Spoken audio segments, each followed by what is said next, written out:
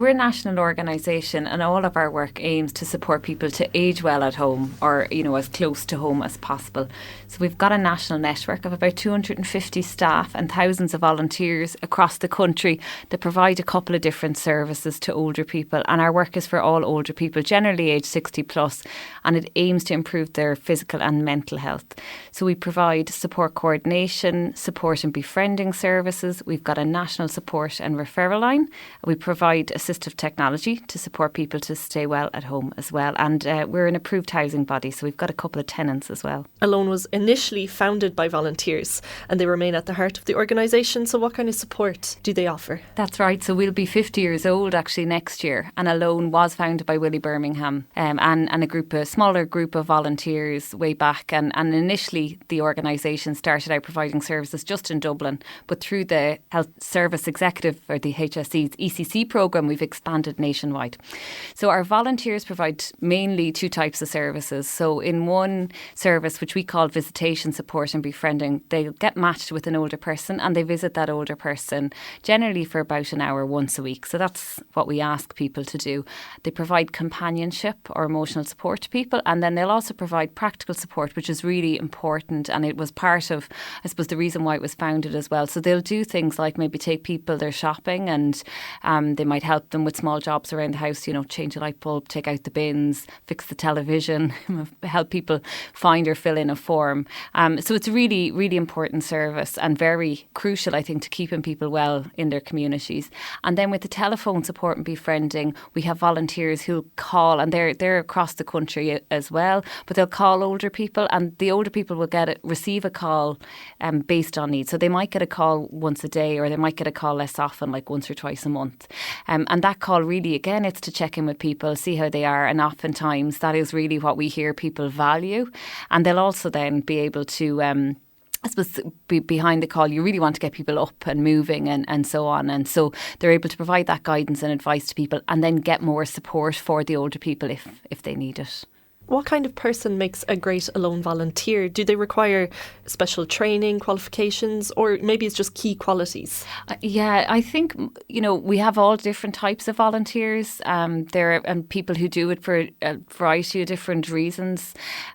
We provide a really good volunteer support programme. We have a team nationally who support all of our local teams, and when people sign up to be a volunteer, they get very comprehensive induction and training, and then they're provided with ongoing support as they volunteer. So I wouldn't say there's anything in particular that people need other than an interest in it. I think a lot of people get great benefit from volunteering. So every year we do a survey with our volunteers to ask them about their experiences. And a lot of people will say they make great friends from, their matches, or they just find it very rewarding. I think that's one of the main bits of feedback we hear from people. Last year we published a piece of research that we launched over the summer. And we found from our services that there were great benefits for the older people who received it. So people felt like it helped, improve their confidence, their independence, their well-being. They were using other health services less often. So, for example, they're less likely to go into hospital or an emergency department. But really the older people who were matched with a volunteer receiving calls, the benefits for them were even greater. So oftentimes it is that relationship, with another person that can really make the difference. And I'm looking at the statistics here for Clare. There was 212 volunteers in Clare last year, and they actually supported 938 older people in Clare. That's fantastic. Yeah, it is. And we've a great team in the Midwest led by Martina. But I think we're always looking for volunteers. Most of the volunteers in Clare were providing the visitation support and befriending services. There is a particular gap around Ennis actually, and we have a great tool where we can see how many people and where they are waiting for matches. And as of today, we really do have a lot of older people who need support in and around Ennis, all the way just over back towards Milltown Malby, and then around Kilkee as well. Our local team will be out in some of the libraries in the area over the next month. So there's a couple of dates. Let's say, for example, they're in Milltown Malbay on the 4th of February in the morning. They're in Ennis on the 11th at 10:30 in Ennis time, and on the 16th of Feb and Shannon then on the 24th around the same time, 10:30. So if there's anyone in those areas that's interested in volunteering, they could pop along and meet a member of the local team and chat to them, maybe find out a bit more about it. Ireland's ageing demographic is shifting, and it's expected that there will be over 1 million people over the age of 65 by 2030, according to CSO. Are Alone prepared for this demand increase? It's something we are all of the time trying to highlight to the government and to the people who make national policy decisions. I think, our population is very significantly changing. So we have one of the fastest growing ageing populations in Europe, and that will have massive implications for a lot of things, our social protection system, housing, our health services, etc. So there is a lot we need to do. We do a lot of campaigning. Most of the people who come to Alone will come with some kind of a physical health need. A lot of people present with loneliness, and we would see in Alone that there are a lot of people living on their own who seek support from our services, and then about a third of them will come with some kind of housing need.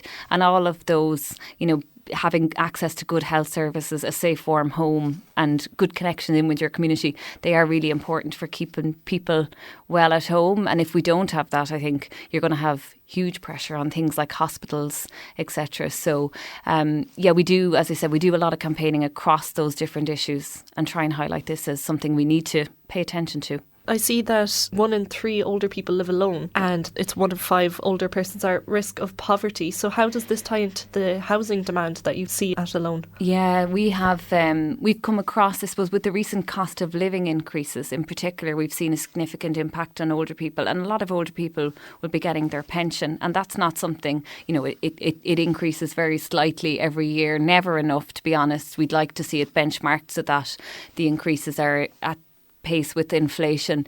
So there's that financial issue for people, and the cost of electricity and the energy bills, that we've all experienced that, but that can have a very significant impact for older people. If they can't stay warm and well at home, it can really impact on their health.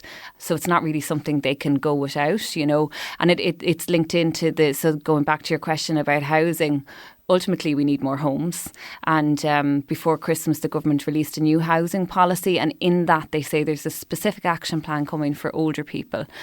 And they say that every local authority, so every council, will have to set a target for a certain number of social homes that they're going to provide, which would be relevant for older people. So we're waiting on the detail of that to see what comes, because we've had a lot of plans and policies over the past couple of years, and what we're really interested in now is implementation. And we think we need well over 120,000 small 1 and 2 bed homes by 2040. We need about 80,000 social homes that would be suitable for older people. And we need things like housing with support. So that is where people cannot stay in their own homes, but they don't necessarily need to be in something like a nursing home. They don't want to be there. A lot of people end up there unnecessarily. We're involved in a demonstrator project in Dublin where this has been trialled with. It's a partnership between the Department of Housing and Department of Health. We've got about 70 tenants there.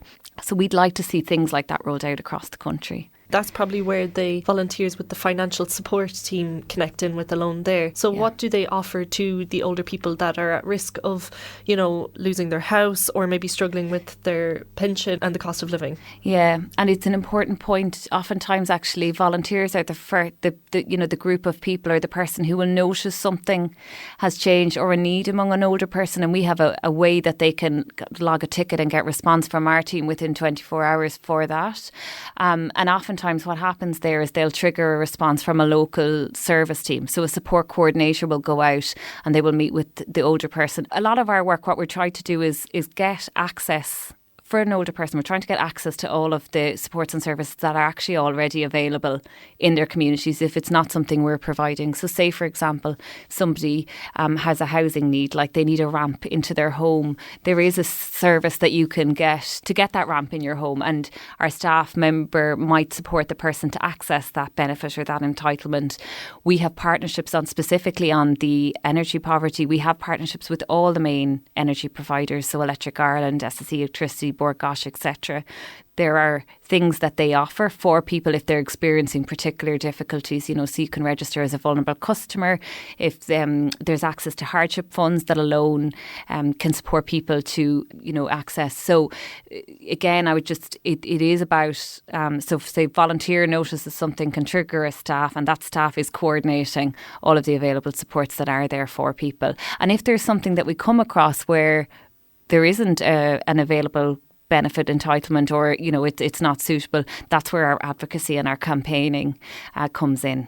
1 in 10 older persons suffer from chronic loneliness.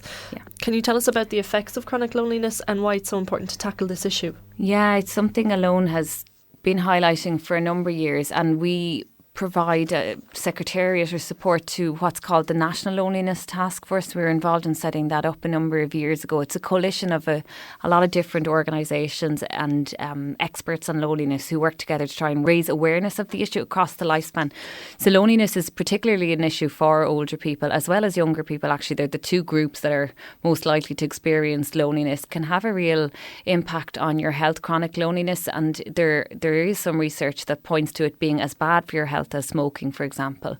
There are people who maybe end up using health services, etc., because they're lonely, not necessarily because of a medical issue.